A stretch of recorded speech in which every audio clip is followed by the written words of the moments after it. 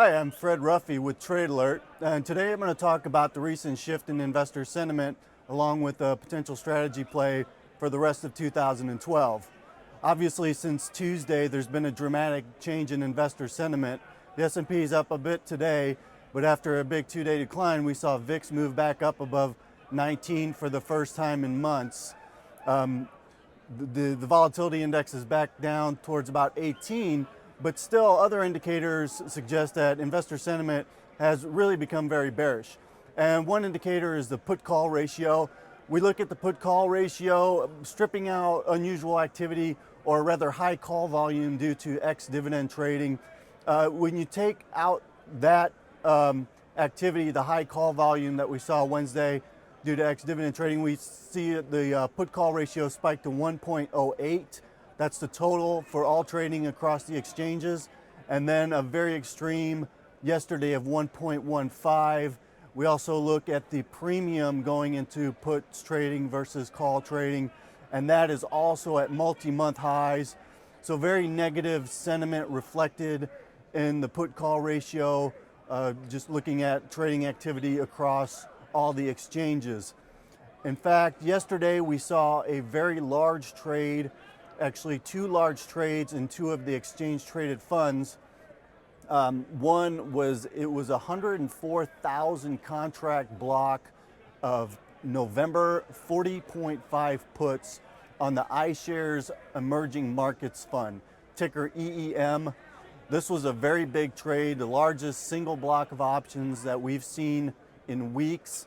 The exchange traded fund is around $41, so this was a downside put purchase for 38 cents, basically betting that global equity markets would remain volatile through the end of next week.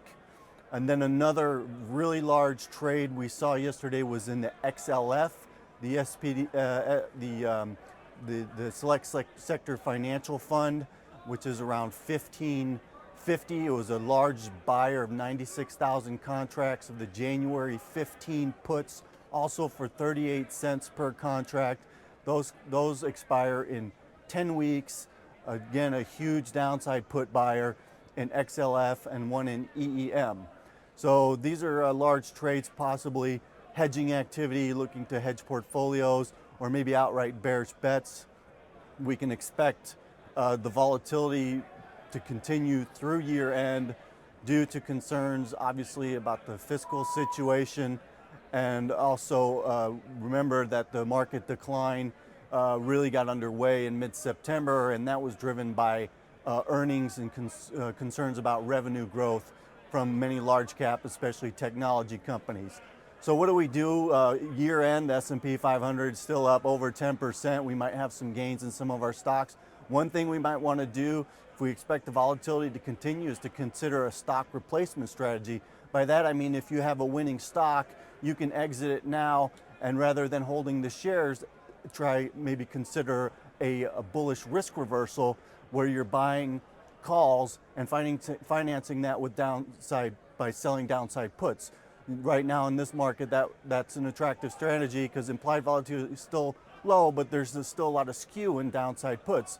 So what you're doing is you're selling your puts below the market, and if there is a market decline heading into 2013, those puts could be in the money at the January, and I'm talking about January risk reversals, and then you're buying the stock again at a lower price because you're being assigned on the puts, but at the same time, you're holding long calls.